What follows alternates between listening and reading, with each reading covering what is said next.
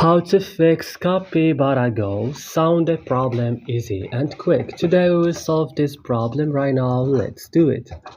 Open the settings of your device. Click now at apps option and search for CapybaraGo and click.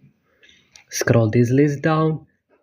Click add storage option. Click clear cache. And back. Click add force stop. Click OK.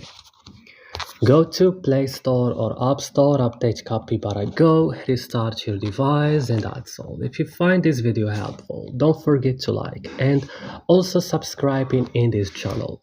See you next video.